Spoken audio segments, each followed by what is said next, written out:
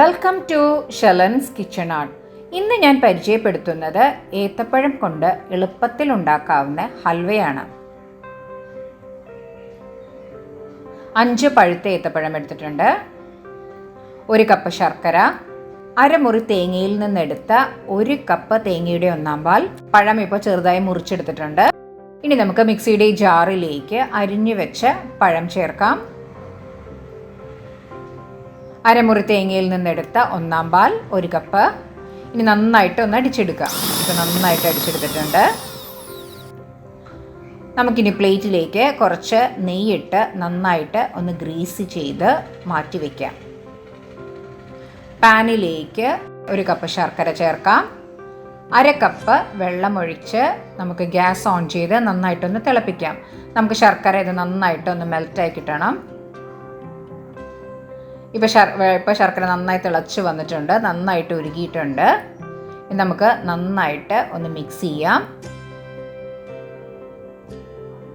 ശർക്കര നന്നായിട്ട് ഉരുകിയിട്ടുണ്ട്. ഇനി നമുക്ക് ഗ്യാസ് ഓഫ് ചെയ്യാം. ഇത് നമുക്ക് അരിച്ച് മാറ്റി വയ്ക്കാം.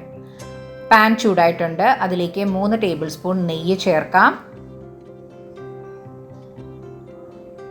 3 ടേബിൾ സ്പൂൺ തേങ്ങാക്കൊത്ത് എടുത്തിട്ടുണ്ട്. അത് നമുക്ക് ഗോൾഡൻ ബ്രൗൺ ആവുന്നത് വരെ ഫ്രൈ ചെയ്തെടുക്കാം. ഇപ്പോൾ ഗോൾഡൻ ബ്രൗൺ ആയിട്ടുണ്ട്. ഇനി നമുക്ക് പ്ലേറ്റിലേക്ക് മാറ്റാം. ഇനി അതിലേക്ക് തന്നെ 2 ടേബിൾ സ്പൂൺ കാഷ്യൂ നട്ട്സ് ചേർക്കാം. ഗോൾഡൻ ബ്രൗൺ ആവുന്ന വരെ ഫ്രൈ ചെയ്തെടുക്കാം. ഇനി നമുക്ക് അതും ഒരു പ്ലേറ്റിലേക്ക് മാറ്റാം. ഇനി ആ സെയിം പാനിലേക്ക് തന്നെ നമുക്ക് നേരത്തെ അടിച്ചു വെച്ച പഴവും തേങ്ങാപ്പാലും അടിച്ചത് ചേർക്കാം. മീഡിയം ഫ്ലെയിമിലിട്ട് ഒരു 5 മിനിറ്റ് നന്നായിട്ട് ഒന്ന് മിക്സ് ചെയ്യാം. നന്നായിട്ട് നമുക്കിത് ഇളക്കിക്കൊണ്ടേയിരിക്കണം. കൈ മാറ്റാതെ ഇളക്കിക്കൊണ്ടിരിക്കണം, അല്ലെങ്കിൽ അത് അടിയിൽ പിടിക്കാൻ സാധ്യതയുണ്ട്. ഇപ്പോൾ ഒരു 5 മിനിറ്റ് കഴിഞ്ഞു. ഇനി നമ്മൾ അരിച്ചു വെച്ച 1 കപ്പ് ശർക്കര ചേർക്കാം. നന്നായിട്ട് ഒന്ന് മിക്സ് ചെയ്യാം. മീഡിയം ഫ്ലെയിമിലാണ് ഇപ്പോൾ ഇട്ടിരിക്കുന്നത്. നന്നായി ഇളക്കിക്കൊണ്ടേയിരിക്കാം. അതിലേക്ക് 1 നുള്ളുപ്പ് ചേർക്കാം. നമ്മുടെ മധുരമൊക്കെ ഒന്ന് ബാലൻസ് ചെയ്യാൻ വേണ്ടിയിട്ടാണ്. അതിലേക്ക് 1 ടേബിൾ സ്പൂൺ നെയ്യും കൂടെ ചേർക്കാം.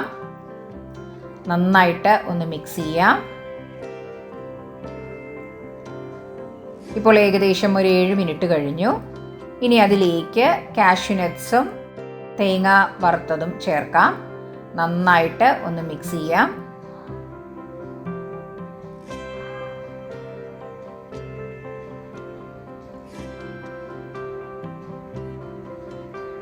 ഇപ്പോൾ ഒരു 10 മിനിറ്റ് ആയിട്ടുണ്ട്. ഇനി നമുക്കതിലേക്ക് 5 ഏലക്കായ പൊടിച്ചത് ചേർക്കാം. നന്നായിട്ടൊന്ന് മിക്സ് ചെയ്യാം. ഇപ്പോൾ നമ്മളുടെ ഏലക്കായുടെയും പഴത്തിൻ്റെയും ശർക്കരയുടെയൊക്കെ നല്ലൊരു ഫ്ലേവറാണ് നമുക്ക് കിട്ടുന്നത്. നന്നായിട്ടൊന്ന് മിക്സ് ചെയ്യാം. ഇപ്പോൾ പാനിൽ നിന്ന് വിട്ട് വരുന്ന ഒരു പാകമായിട്ടുണ്ട്. നമ്മുടെ ഹൽവ റെഡി ആയിട്ടുണ്ട്. ഇനി നമുക്ക് ഗ്യാസ് ഓഫ് ചെയ്യാം. ഇനി നമുക്കിത് നേരത്തെ ഗ്രീസ് ചെയ്ത് വെച്ച പ്ലേറ്റിലേക്ക് ഇടാം.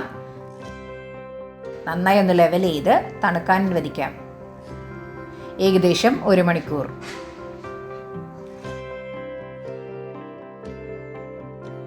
ഇപ്പോൾ നമ്മളുടെ ഹൽവ നല്ല സെറ്റായി വന്നിട്ടുണ്ട്. ഇനി നമുക്കിത് അൺമോൾഡ് ചെയ്യാം. ഇനി നമുക്കിത് മുറിച്ചെടുക്കാം. വളരെ സോഫ്റ്റ് ആയിട്ടുള്ള ഹൽവയാണിത്, വളരെ ടേസ്റ്റിയുമാണ്. നമ്മളുടെ വീട്ടിലിപ്പോൾ പഴുത്ത ഏത്തപ്പഴം ഒക്കെ ഉണ്ടെങ്കിൽ ഇത് നമുക്ക് കളയാതെ ഇതുപോലെ ഹൽവയായിട്ട് ഉണ്ടാക്കാം.